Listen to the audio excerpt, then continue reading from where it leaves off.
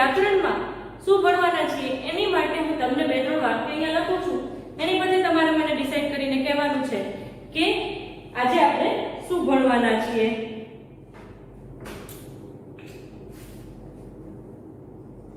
પહેલું,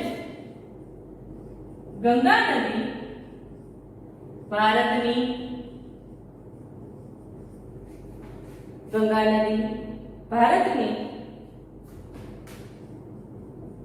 લાંબી નદી છે. ખાલી એટલું રાખીએ, ગંગા ભારતની લાંબી નદી છે. જો અહીંયા માથે કેટલું ના મૂકતા કે નંદી થઈ જશે. ગંગા ભારતની લાંબી નદી છે.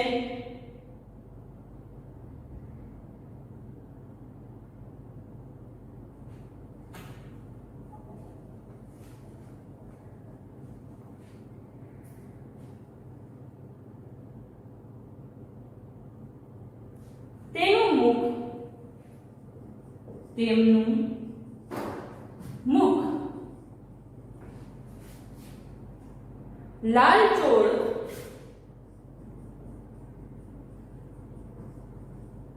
થઈ ગયું. તેમનું મુખ લાલચોળ થઈ ગયું. ત્રીજું, મારે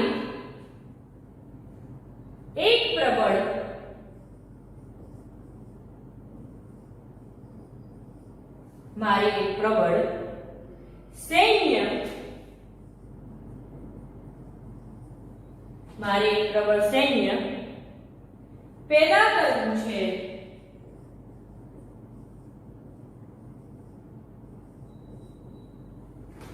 મારે એક પ્રબળ સૈન્ય પેદા કરવું છે. હવે આવા જુઓ, ગંગા, મુખ અને સૈન્ય.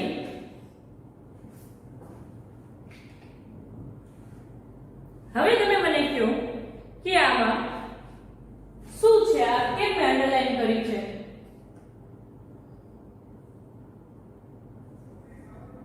આ પર્ટિક્યુલર ક્યાંક નામ આપેલા છે. ગંગા ભારતની લાંબી નદી છે, તેમનું મુખ લાલચોળ થઈ ગયું છે, મારે એક પ્રબળ સૈન્ય પેદા કરવું છે. તો આવા જ્યારે પર્ટિક્યુલર નામ આપવામાં આવે, નામ કહેવાય, જેને નામ હોય એને આપણે સંજ્ઞા કહે છે. નામ એ સંજ્ઞાની બદલે વપરાય છે. તો આજે આપણે ભણવાના છીએ સંજ્ઞા.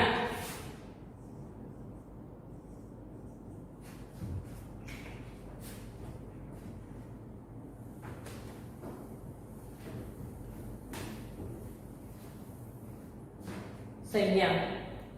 તો પહેલા ડેફિનેશન લખીએ કે પ્રાણી,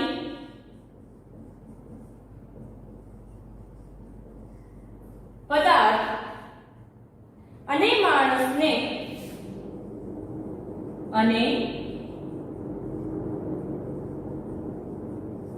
માણસને ઓળખવા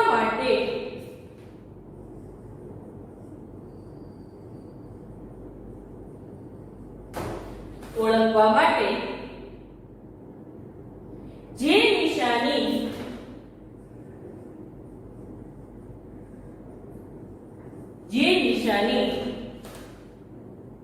વાપરીએ છીએ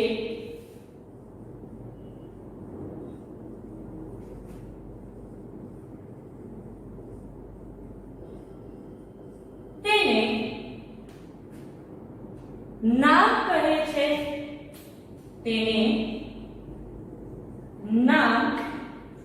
કહે છે.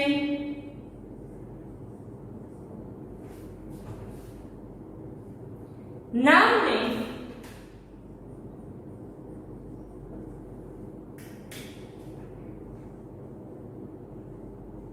સંજ્ઞા તરીકે પણ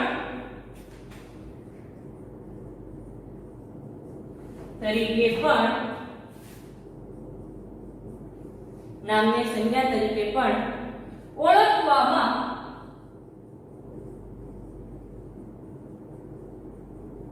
આવે છે. કોઈ પણ નામ હોય એને આપણે સંજ્ઞા અથવા નામ કહી શકાય છે. જેમ કે મેં લખ્યું હતું ગંગા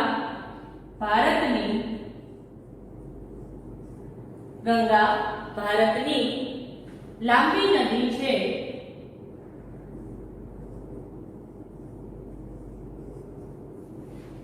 બીજું, મારે એક વિશાળ સૈન્ય ઊભું કરવું છે.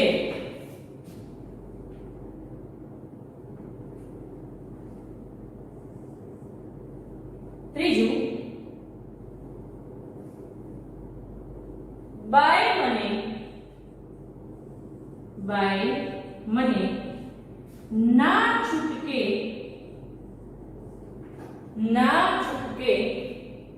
વિદાય આપી.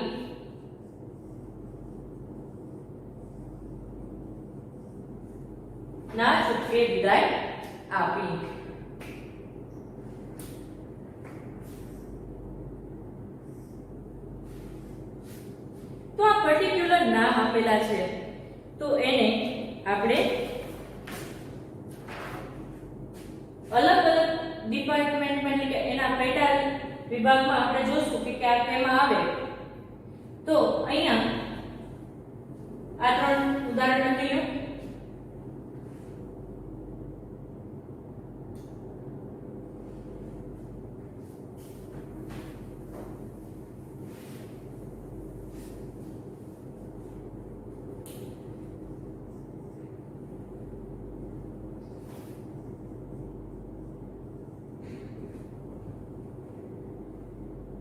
શ્રેયા, વાઘ, પોપટ, ટેબલ વગેરે આપણે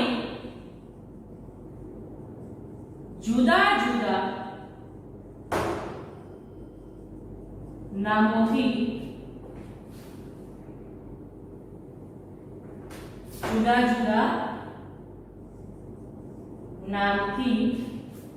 ઓળખીએ છીએ.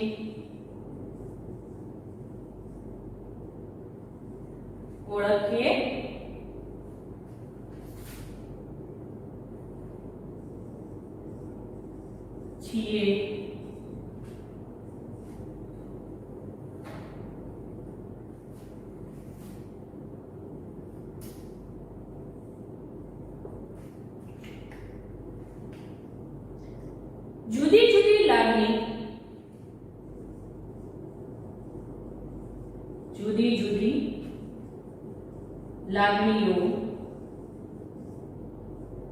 જુદી લાગણીઓ અને જુદા જુદા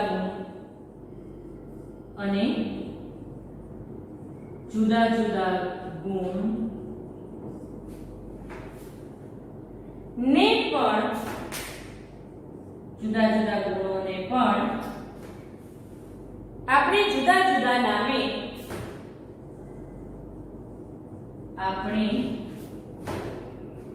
જુદા નામે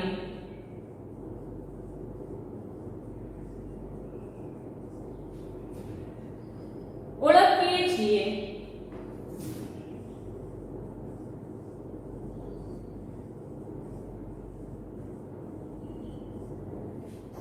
જેમ કે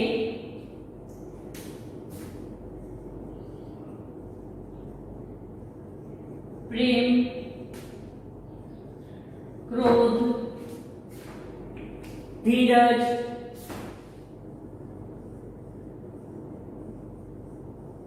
મીઠાશ વગેરે.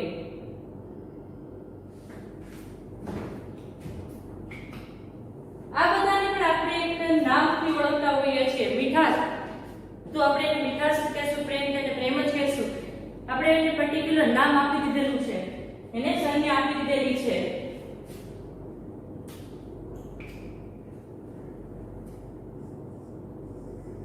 પ્રમાણે બીજું એ જ પ્રમાણે જુદી જુદી જાતની ક્રિયા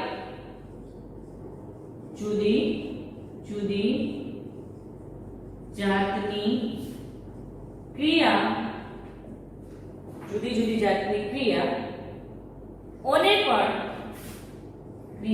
પણ જુદા જુદા નામથી ઓળખીએ છીએ. જુદા જુદા નામથી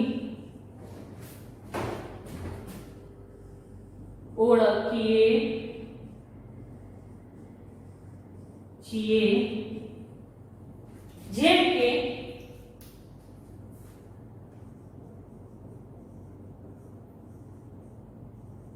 વાંચન, લેખન,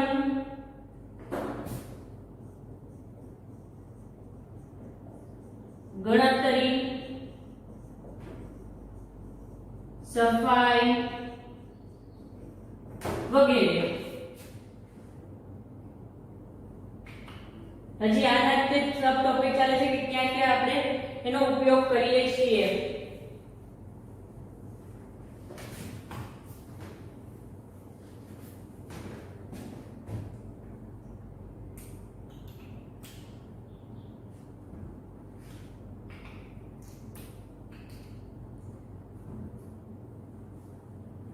હવે એની મૂળ ડેફિનેશન આમ કોઈ વ્યક્તિ, વસ્તુ, ભાવ, ગુણ કે ક્રિયા ને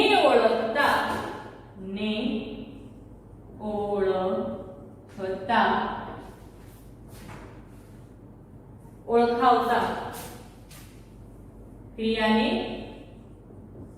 ઓળખાવતા પદોને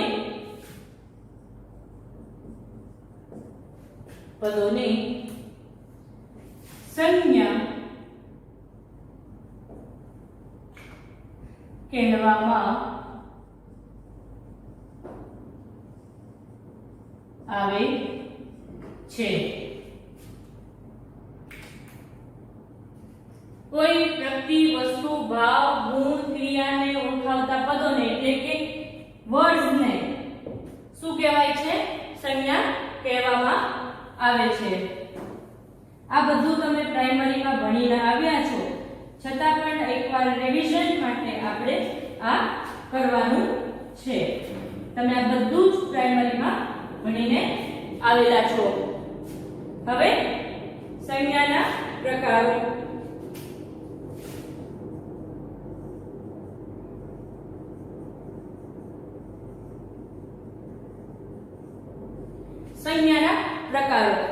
સંજ્ઞાના કેટલા પ્રકાર છે ગુજરાતીમાં?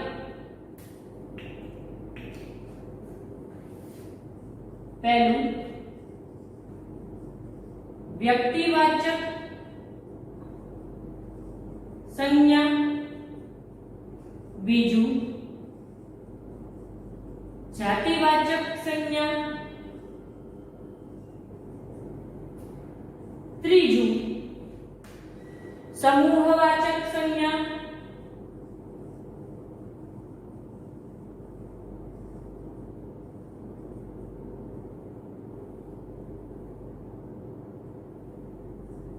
ચોથું દ્રવ્યવાચક સંજ્ઞા,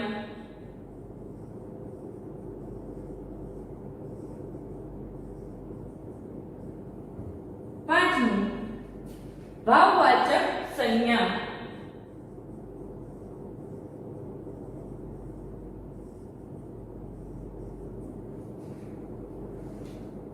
આ છે સંજ્ઞાના 5 પ્રકાર.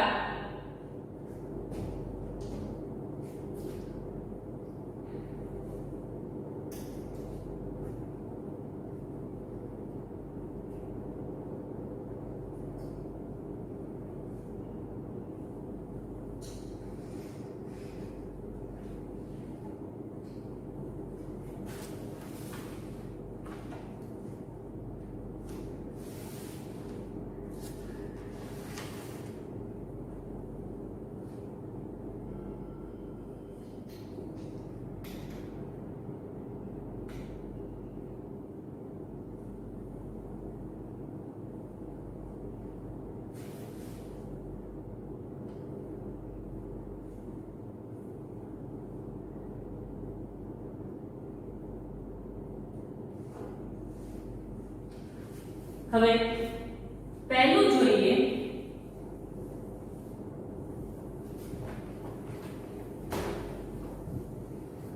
પહેલી સંજ્ઞા જોઈએ, વ્યક્તિવાચક સંજ્ઞા.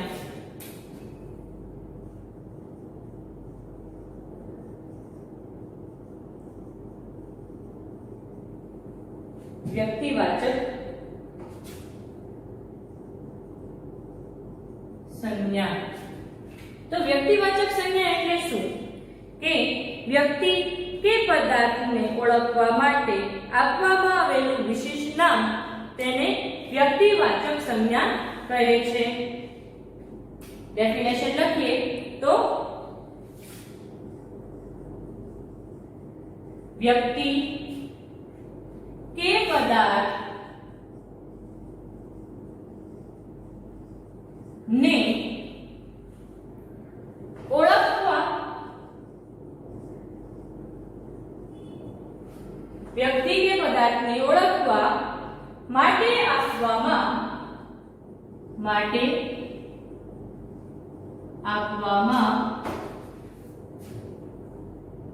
આવેલું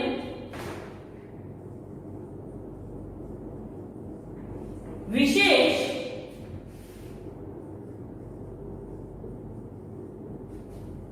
વ્યક્તિ કે પદાર્થને ઓળખવા માટે આપવામાં આવેલું વિશેષ નામ તે વ્યક્તિવાચક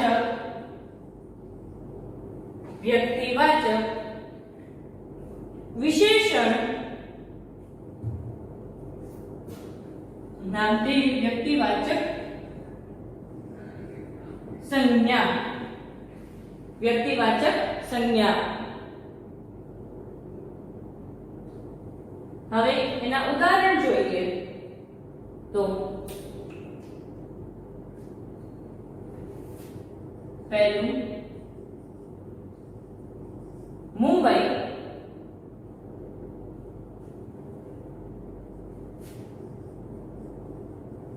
દરિયા. મુંબઈ દરિયા કાંઠે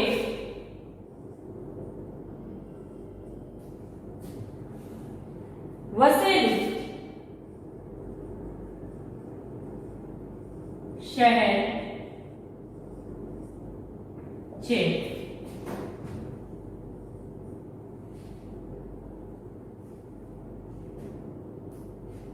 ગાંધીજી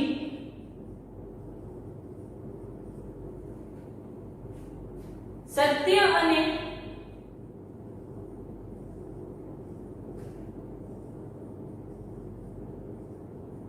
અહિંસા ના સાધક હતા. ત્રીજું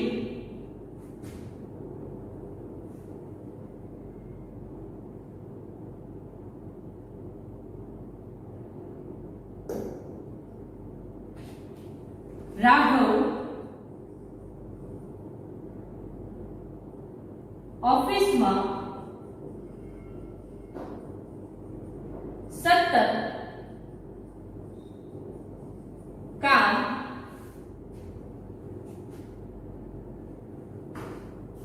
માં રહેતો. રાઘવ ઓફિસમાં સતત કામમાં રહેતો. ચોથું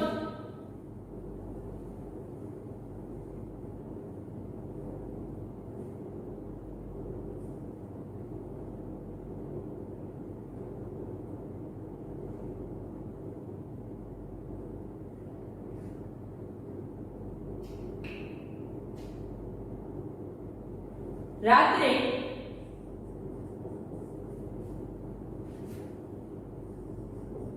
ખાઈ પીને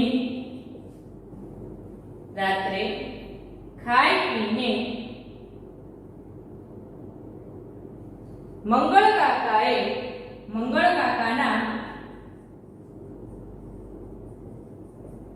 રાત્રે ખાઈ પીને મંગળ કાકાના ઘર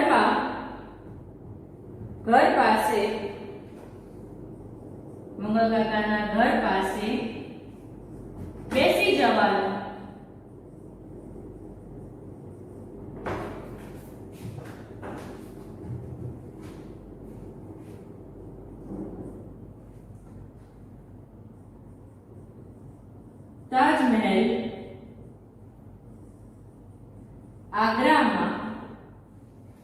તાજમહેલ આગ્રામાં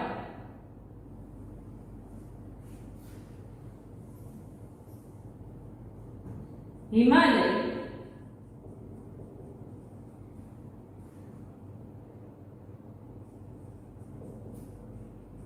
ભારતનું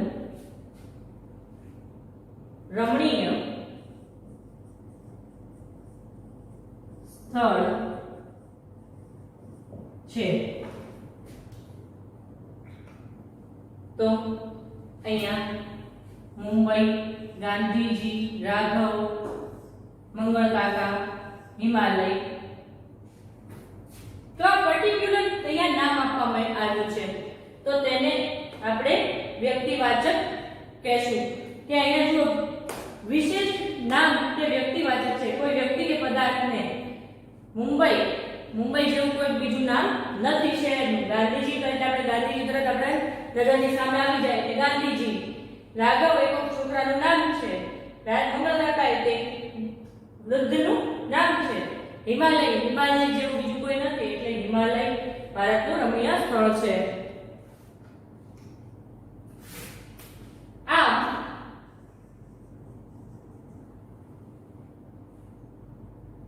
જે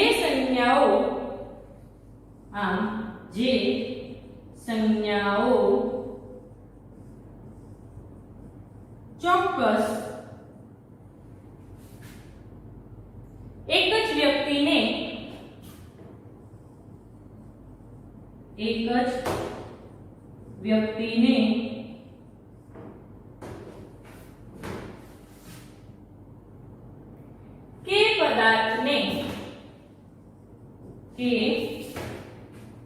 પદાર્થને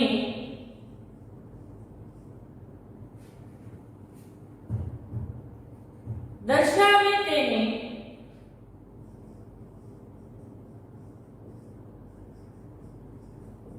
વ્યક્તિવાચક સંજ્ઞા કહે છે. આમ જે સંજ્ઞાઓ ચોક્કસ એક જ વ્યક્તિને કે પદાર્થને દર્શાવે તેને વ્યક્તિવાચક સંજ્ઞા કહે છે. ફટાફટ લખી લો.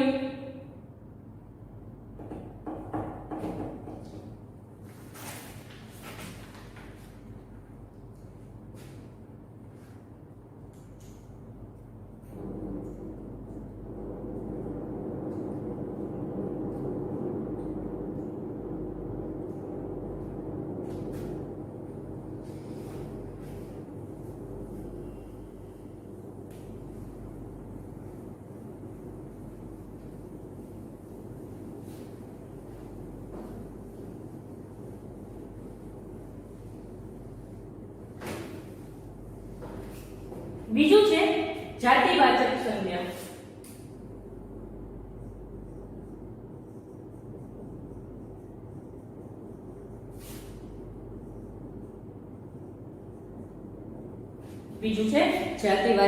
સંજ્ઞા. વ્યક્તિ કે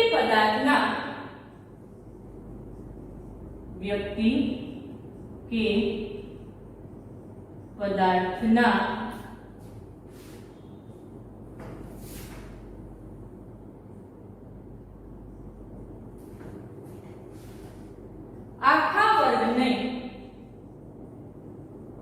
આખા વર્ગને કે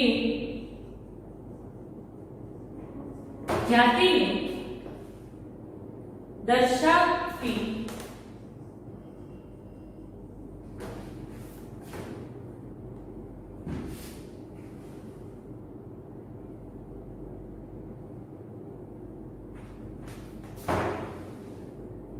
जातिने दर्शावવામાં व्यक्ति के पदार्थના આખા વર્ગ કે જાતિને દર્શાવવામાં આવે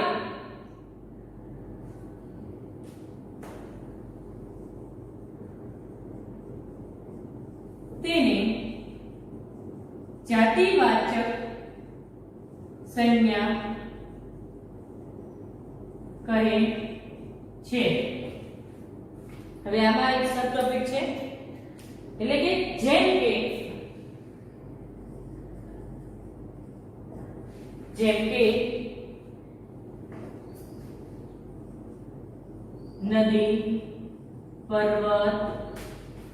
નદી પર્વત વૃક્ષ શિક્ષક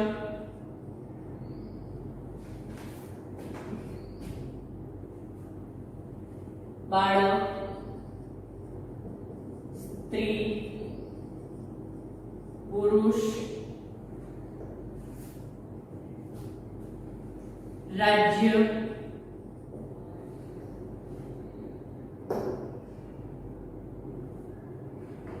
देश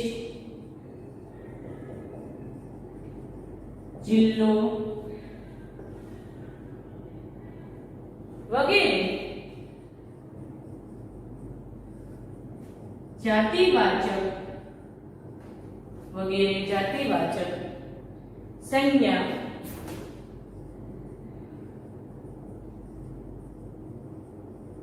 सूचवे छे वगैरह जातिवाचक संज्ञा सूचवे छे। उदाहरण જોઈએ તો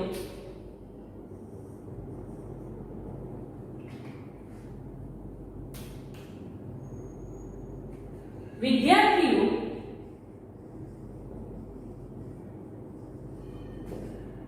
મેદાનમાં રમતા હતા। હવે પર્ટિક્યુલર તો એમ નથી કીધું કે કયા વિદ્યાર્થી એક એ ના એક બી ના 9 એ 9 બી કયા વિદ્યાર્થી હતા તે કીધેલું નથી પણ વિદ્યાર્થીઓ મેદાનમાં રમતા હતા। બીજું બાળકની માતા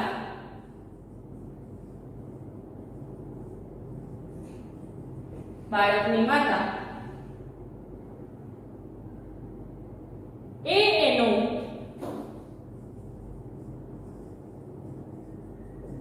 સાચો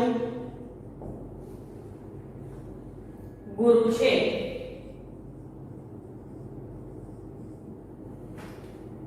બાળકની માતા તો અહીંયા બાળક કયા બાળક કઈ માતા અને કયા ગુરુ એ પર્ટિક્યુલર ની વાત કરવામાં નથી આવી એટલે બધાની વાત કરવામાં આવી છે ત્યારે એ જાતિવાચક કહેવામાં આવે છે।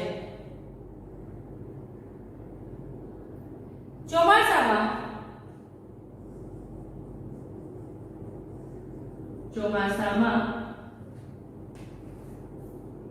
નદીઓ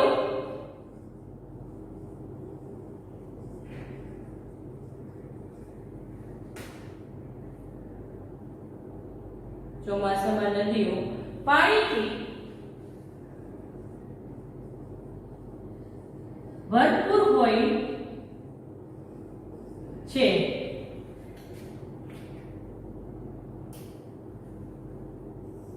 નદીઓ તો આમ જે સંજ્ઞાઓ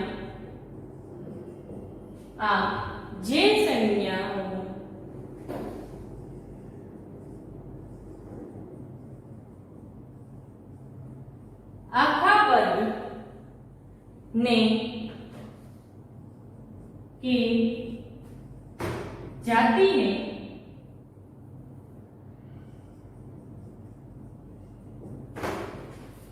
આમ જે સંજ્ઞાઓ આખા વર્ગને કે જાતિને સૂચવે છે, સૂચવવાનું કાર્ય કરે છે,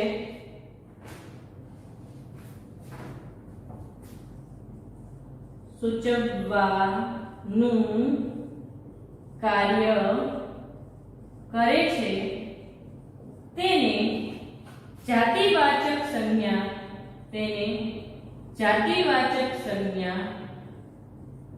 કહે છે.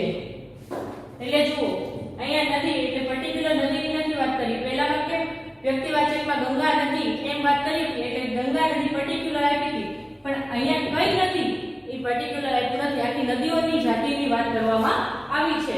એટલે જ્યારે કોઈ પર્ટિક્યુલર નામ ન આપ્યું હોય ત્યારે એ જાતિવાચક સંજ્ઞાઓમાં આવે છે.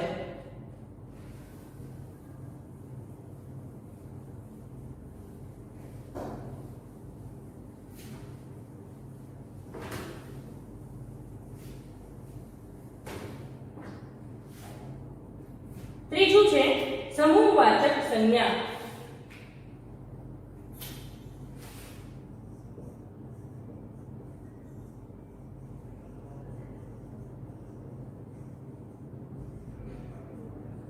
સમૂહવાચક સંજ્ઞા કોઈ પણ વર્ગની વ્યક્તિઓ કોઈ પણ વર્ગની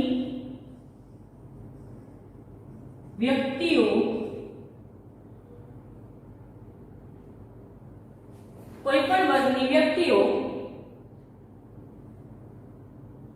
કે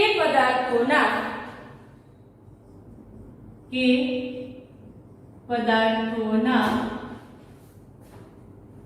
સમૂહને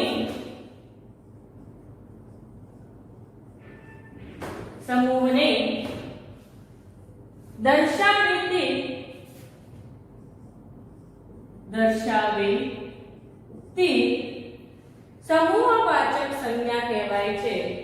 તે સમૂહવાચક સંજ્ઞા કહેવાય.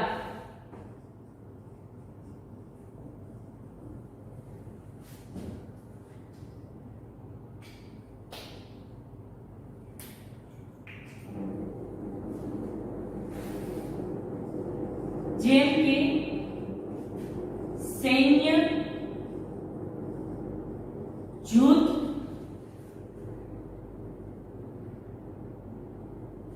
ભંડોળ,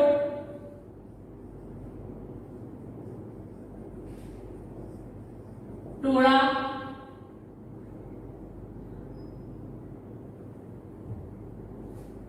ઢગલો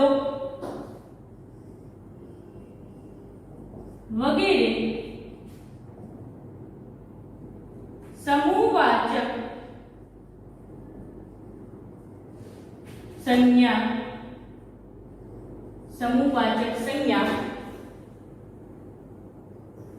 દર્શાવે છે.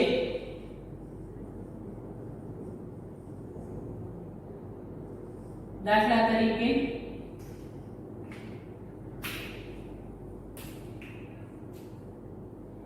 તેણે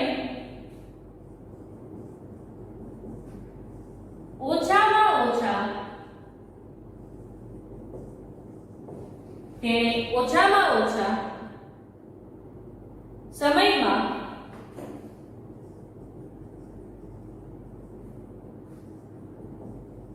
મોટું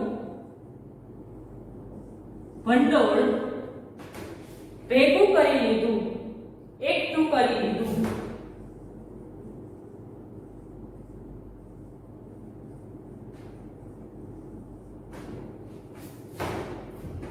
બીજું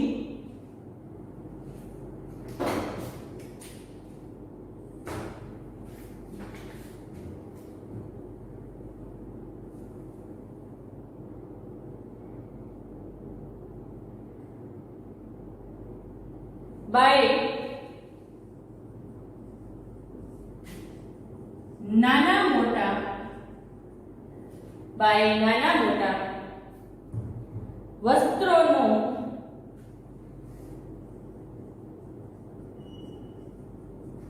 ઢગલો બાએ નાના મોટા વસ્ત્રોનો ઢગલો કરી દીધો હતો. કરી દીધો હતો.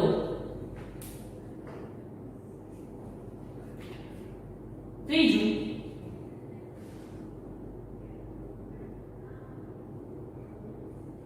સાંજ પડતા ગાયોનું ધણ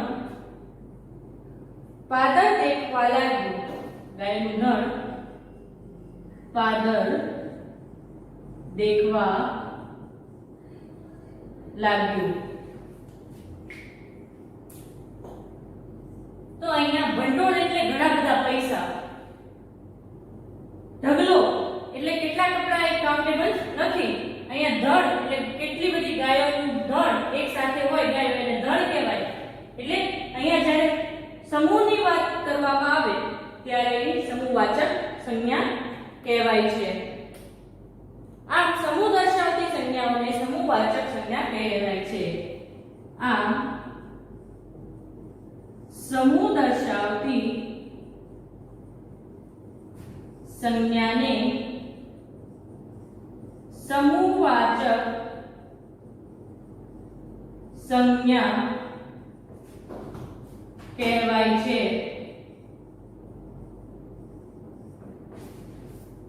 સમૂહવાચક સંજ્ઞા કહેવાય છે.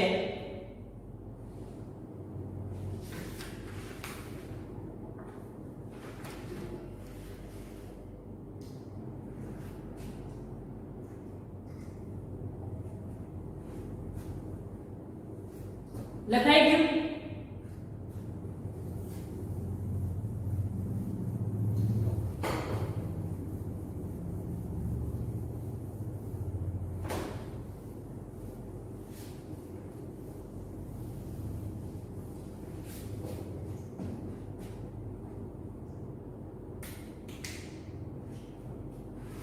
ચોથું છે દ્રવ્યવાચક સંજ્ઞા.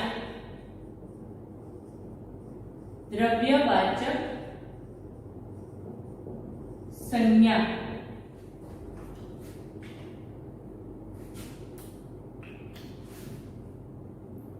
જે વસ્તુઓ જથ્થા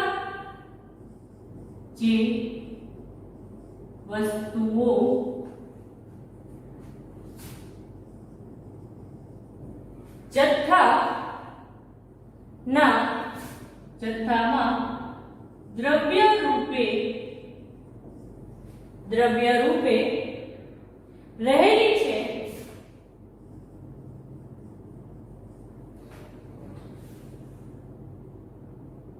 જેમનું વજન થઈ શકે છે, જેમનું માપ લઈ શકાય છે,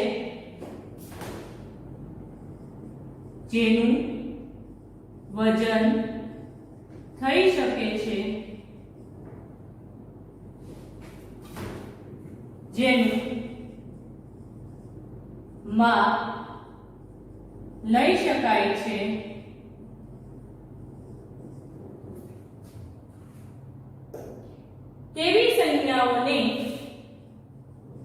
તેવી સંજ્ઞાઓને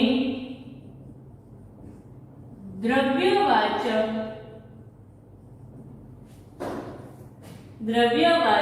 સંજ્ઞા કહેવાય. જેનું માપ થઈ શકે, જેનું વજન થઈ શકે એને દ્રવ્યવાચક સંજ્ઞા કહેવાય છે. જેમ કે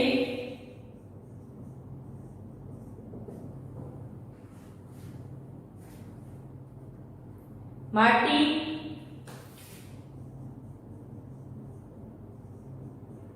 કાપડ,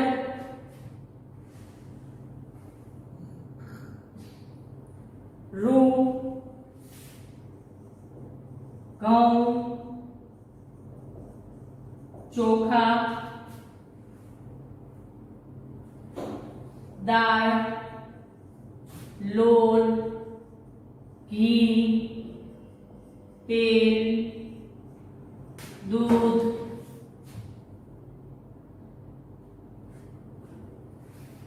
ઝેર,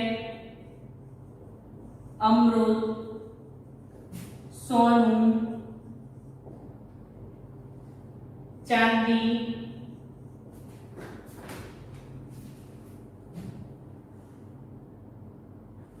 મધ વગેરે દ્રવ્યવાચક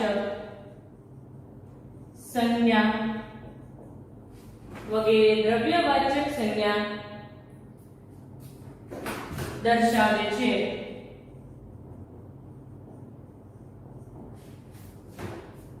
ઉદાહરણ જોઈએ તો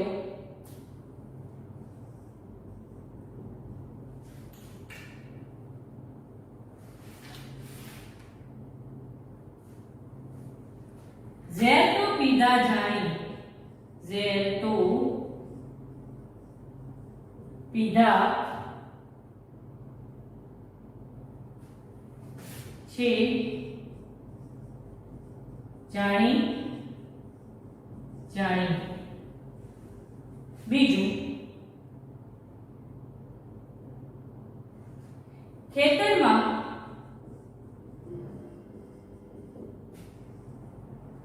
ઘઉંનો પાક લહેરાતો હતો. ત્રીજું,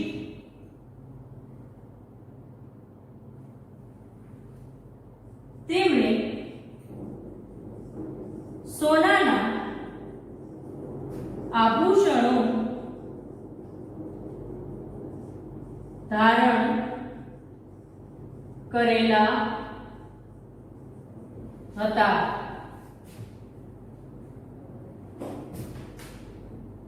તો અહીંયા શું આવશે? ઝેર, ઘઉં, સોના. લિક્વિડ ફોર્મમાં હોય કે કાઉન્ટેબલ હોય એવાને આપણે દ્રવ્યવાચક સંજ્ઞા કહેવાય છે.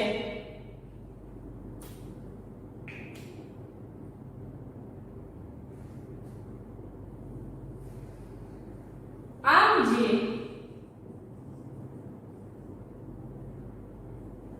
જે દ્રવ્ય, આમ જે પદાર્થો દ્રવ્ય રૂપે, આમ જે પદાર્થો દ્રવ્ય રૂપે જોવા મળે છે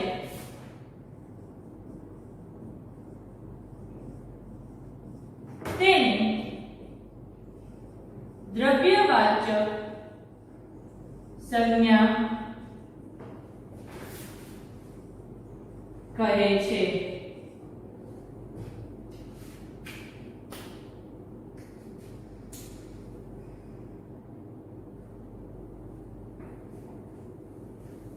પાંચમું,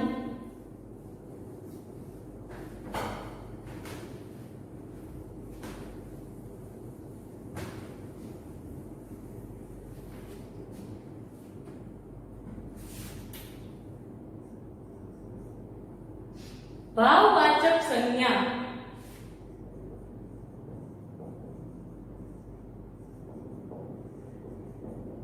ભાવવાચક સંજ્ઞા જે પદાર્થો જે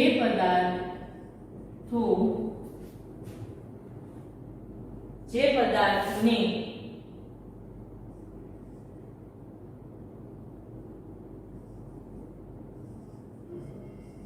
જોઈ સ્પર્શી ન, જે પદાર્થને જોઈ સ્પર્શી ન શકાય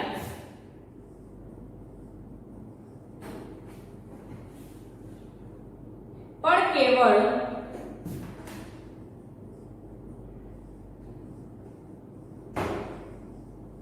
અનુભવી શકાય, પણ કેવળ અનુભવી શકાય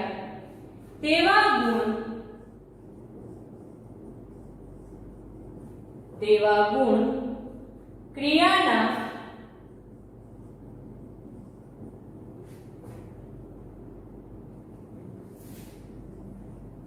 ભાવને ભાવવાચક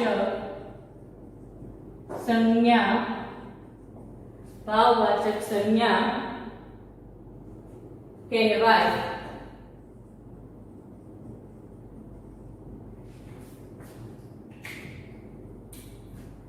જેમ કે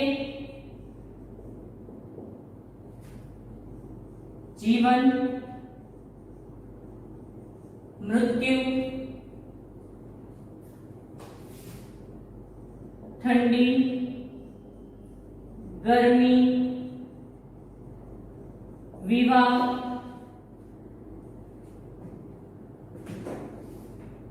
દિવસ, રાત, ન્યાય, જવાબદારી, ખરાબ, સાચું, વિનય, વિવેક વગેરે ભાવવાચક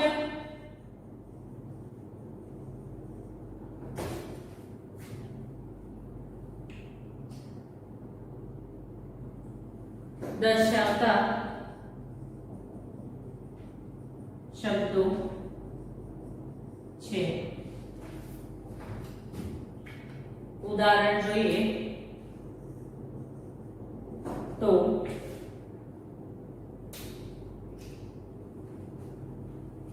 પહેલું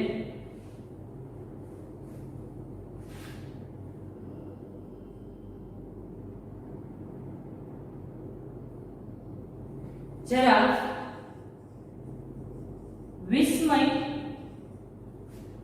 વિસ્મય પામી અપૂર્વે પ્રશ્ન પૂછ્યો.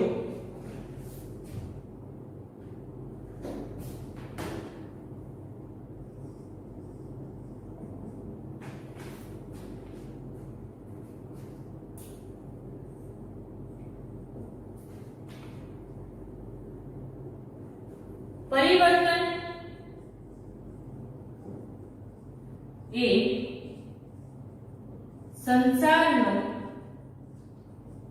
નિયમ છે. પરિવર્તન એ સંસારનો નિયમ છે. ત્રીજું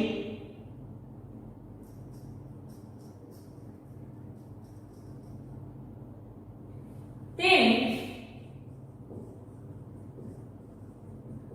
થોડી વાર વિચાર કરીને જવાબ આપ્યો. તેણે થોડીક વાર વિચાર કરીને જવાબ આપ્યો. તો વિચારને આપણે સ્પર્શ નથી કરી શકતા. વિસ્મય એટલે આશ્ચર્ય થવું, એને આપણે સ્પર્શ નથી કરી શકતા. પરિવર્તન ને આપણે સ્પર્શ નથી કરી શકતા. તો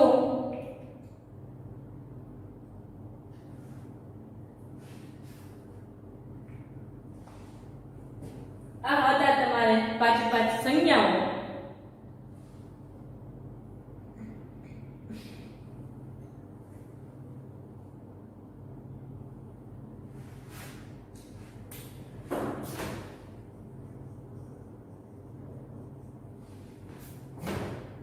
આ હતા તમારે 5 સંજ્ઞાઓ.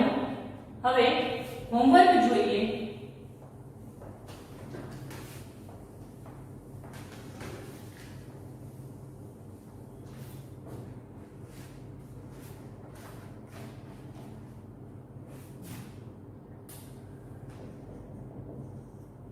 કઈ સંજ્ઞા છે એ તમારે ઓળખાવવાની છે કે વ્યક્તિવાચક છે, જાતિવાચક છે, સમૂહવાચક છે, દ્રવ્યવાચક છે કે ભાવવાચક છે.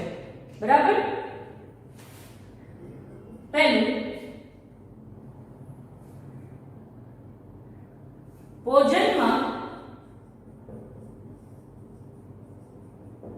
ભોજનમાં મેં માત્ર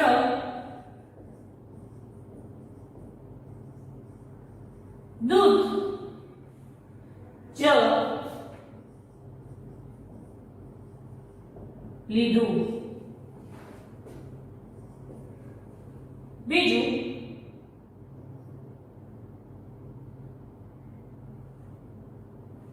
મારે એક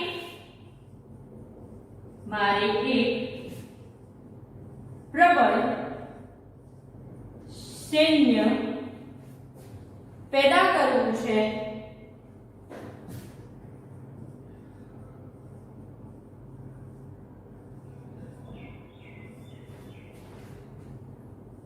ત્રીજું વૃક્ષો પર્યાવરણને શુદ્ધ રાખે છે.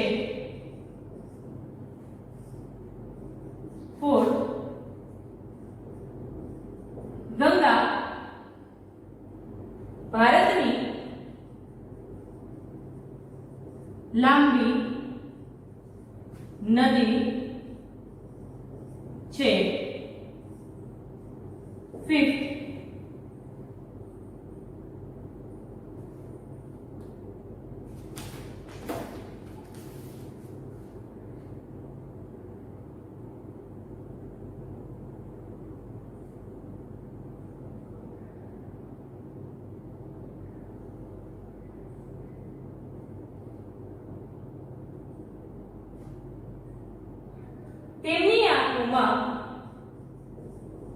તેમની આંખોમાં આક્રોશ